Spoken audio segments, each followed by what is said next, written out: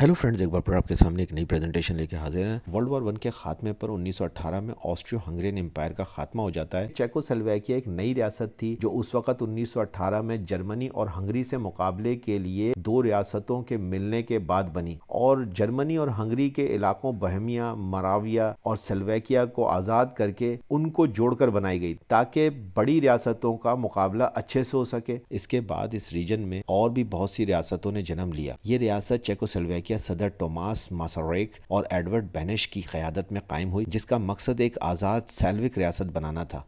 बहमिया, मराविया industrialise और urbanise थे, educationally developed इलाके थे जहां चेक कॉम मेजॉरिटी में थी। दूसरी तरफ स्लोवाकिया ज़्यादातर रूरल किसान यानी कि एग्रीकल्चर, गरीब और पिछले हंगेरियन एम्पायर वाले दौर के असर में थे। आगे चलकर ईस्ट में एक चौथा इलाका कारपैथो रूस को भी इसमें शामिल किया गया, जहां रूसियन नस्ल के लोग आबाद थे, मगर ये हिस्सा 1945 में सोवियत यूनियन के अंडर यूक्रेन में मर्ज कर दिया गया। 1918 से 1938 तक चेकोस्लोवाकिया ईस्टर्न यूरोप की एक कामयाब रिपब्लिक रही। इंडस्ट्रियल प्रोडक्शन बहुत थी, एजुकेशन फैली और इकोनॉमिक डेवलपमेंट हर तरफ देखी जा सकती थी, मगर अंदर एक तनाव मौजूद था। चेक्स मरकजी यानी कि सेंट्रल सिस्टम चाहते थे, जबकि स्लोवैक्स ऑटोनॉमी और फ्रीडम के हक में थे। यहाँ एक बात और भी थी कि सुडेटन जर्मन यानी कि चेकोस्लोवाकिया में मौजूद जर्मन आबादी जो तकरीबन 30 लाख की थी, बहमिया की सरहदी इलाकों में आबाद थी।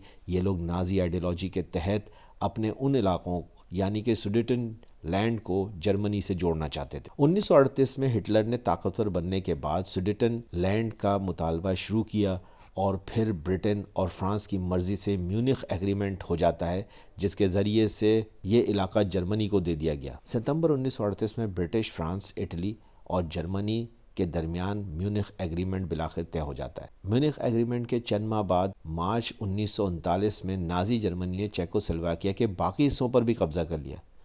इसके फ़ौरन बाद बहमिया और मोराविया नाजी कंट्रोल में आ गए, जबकि स्लोवाकिया एक जर्मन इन्फ्लुएंस्ड रियासत बन गया। यूँ मार्च 1939 के बाद चेकोस्लोवाकिया का वजूद मुकम्मल तौर पर ख़त्म हो गया। वर्ल्ड वार का ख़ात्मा होता है, और वर्ल्ड वार के ख़ात्मे के फ़ौरन बाद सोवियत फ़ौज 1945 में चेकोस्लोवाकिया में दाखिल होती है और चेकोस्लोवाकिया को दोबारा यूनाइट कर दिया जाता है।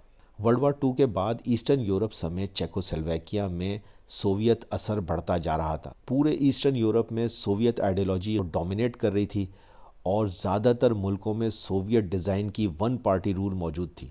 चेकोस्लोवाकिया में 1948 के शुरू में चेक कम्युनिस्ट पार्टी ने एक कू के ज़रिए से इक़्तिदार पर कब्ज़ा कर लिया और मुल्क को चेकोस्लोवाक सोशलिस्ट रिपब्लिक करार दे दिया। ये दौर पॉलिटिकल एग्रेशन, सेंसरशिप और सोवियत ओबीडियंस का दौर था। इकोनॉमिकली अगरचे इंडस्ट्रियल डेवलपमेंट जारी थी, मगर सियासी आज़ादी मुकम्मल तौर पर ख़त्म हो चुकी थी। आगे चल के 1968 में कम्युनिस्ट पार्टी के अंदर से ही एक क़यादत उभरती है जिसका नाम अलेक्जेंडर डोबचेक था। उन्होंने socialism with a human face के नारे के साथ रिफॉर्म्स का आगाज़ किया।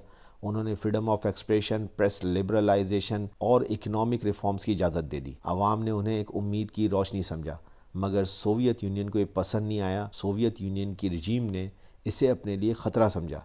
चुनांचा 20 अगस्त 1968 को वारसा पैक्ट के तहत 600,000 यानी कि 6 लाख फ़ौजी चेकोस्लोवाकिया में दाखिल हो जाते हैं। डोबचेक को माजूल कर दिया जाता है और गिस्टा हौसक को पावर में लाकर तमाम पिछली रिफॉर्म्स थी उनको ख़त्म कर दिया जाता है, और इसके बाद 20 बरस तक ये मुल्क सख्त कम्युनिस्ट कंट्रोल में रहता है। 1980 की डिकेड के आखिर में मिखाइल गोर्बाचोव सोवियत यूनियन में प्रेसिडेंट की कुर्सी पर बैठते हैं। उन्होंने ग्लासनोस्ट और पेरेस्ट्रोइका की पॉलिसीज़ जो है वो इंट्रोड्यूस कराई। ग्लासनोस्ट यानी कि ओपननेस और पेरेस्ट्रोइका यानी कि रीस्ट्रक्चरिंग। 9 नवंबर 1989 को बर्लिन वाल को गिरा दिया जाता है, जिसके बाद ईस्टर्न यूरोप में सोवियत का जो इन्फ्लुएंस है वो तेज़ी से ख़त्म होना शुरू हो जाता है। 17 नवंबर 1989 को प्राग में स्टूडेंट्स ने एक नाजी कब्ज़े में मारे गए तालिब इल्म की याद में एक डेमोन्स्ट्रेशन चेकोस्लोवाकिया में किया, जो जल्द ही एक कम्युनिस्ट हुकूमत के ख़िलाफ़ एक बहुत बड़ी बगावत में तब्दील हो गया। इसी डेमोन्स्ट्रेशन के बाद वास्लाव हेवल एक राइटर थे और एक ह्यूमन राइट्स एक्टिविस्ट थे। उस वक़्त प्राग में बनने वाली इस पूरी की पूरी जो मूवमेंट थी جسے سوک فورم موومنٹ کہا جا رہا تھا، اس کے لیڈر بنے۔ اور اس ڈیمانسٹریشن کے اندر دیکھا یہ گیا کہ لوگ ہاتھوں میں چابیاں ہلا رہے تھے۔ جبر کے تالے ٹوٹنے کی علامت کے طور پر وہ ان چابیوں کو ہلا کے مظاہرہ کر رہے تھے۔ یہ مکمل طور پہ پرامن تھا۔ 20 سے 27 نومبر کے درمیان ملک گیر ہڑتالوں نے حکومت کو جھکنے پر مجبور کر دیا۔ 28 نومبر کو کمیونسٹ حکومت نے بالآخر پاور کو چھوڑ دیا۔ کوئی خون خرابہ نہیں ہوا، اسی لیے اسے ویلویٹ ریولوشن کہا گیا۔ 1990 کے الیکشنز میں کمیونسٹ پارٹی کو شکست ہوئی، واسلا ہیول پریزیڈنٹ بنے۔ ہیول کی کسی روایتی پولیٹیکل پارٹی سے کوئی تعلق نہیں تھا۔ یاد رہے کہ وہ ایک ڈرامہ رائٹر، فلاسفر اور ہیومن ایکٹیوسٹ تھے۔ ان کے خیالات سوشل لبرل کی نوعیت کے تھے اور کمیونزم کے مخالفت میں تھے۔ وہ ایکسٹریم کیپٹلزم کے بھی حق میں نہیں تھے۔ ڈیموکریسی کے آنے کے بعد چیک سلویک لیڈرشپ کے درمیان آئیڈیولوجیکل ڈفرینسز بڑھنے لگے۔ چیک انڈسٹریز ریفارمز میں تیزی چاہتے تھے، جبکہ سلویکس اکنامک سیف گارڈ اور گریٹر آٹونومی پر زور دے رہے تھے۔ دونوں فریق ایک نئے فیڈرل اسٹرکچر پر راضی نہیں ہو سکے۔ اسٹوڈنٹس کی سمجھنے کے لیے یاد رہے کہ اس وقت چیکو سلویکیا کے اندر 2 پرائم منسٹر تھے، ایک چیک ریپبلک کے جن کا نام ویکلیو کلاؤس تھا اور دوسرے سلویک ریپبلک کے جس کا نام ولادیمیر مایا تھا، مگر وہ دونوں ایک ہی فیڈرل یونٹ یعنی کہ چیکو سلویکیا کے پرائم منسٹرز تھے، جن کا پریزیڈنٹ البتہ ایک ہی تھا، جیسا کہ میں نے ان کا نام بتایا کہ واسلا ہیول، یہ اس وقت پریزیڈنٹ تھے۔ واسلا ہیول کے بارے میں یہ بھی بتا دوں کہ 29 دسمبر 1989 کو یہ پریزیڈنٹ بنے اور 20 جولائی 1992 تک یہ پریزیڈنٹ رہے۔ یہ واحد پریزیڈنٹ تھے اس زمانے کے، یہاں تک کہ 1992 میں یہ دونوں یونٹس کے پرائم منسٹر واسلا کلاؤس اور ولادیمیر مایا نے آپسی انڈرسٹینڈنگ سے ملک کے بٹوارے پہ رضامندی ظاہر کی اور دونوں نے نئے ملک کے بننے کا اعلان کیا۔ یوں 1 جنوری 1993 کو چیکو سلویکیا 2 آزاد ملکوں یعنی چیک ریپبلک اور سلویکیا میں بٹ گیا۔ اس عمل کو ویلویٹ ڈیورس کہا گیا کیونکہ اتنی سوئفٹلی یہ سب کچھ ہوا، اتنے نرم اور ملائم طریقے سے ہوا کہ اس کو ویلویٹ ڈیورس کہا گیا۔ دلچسپ بات یہ ہے کہ عوام کی اکثریت تقسیم کے خلاف تھی، لیکن سیاسی قیادت اسے ضروری سمجھتی تھی۔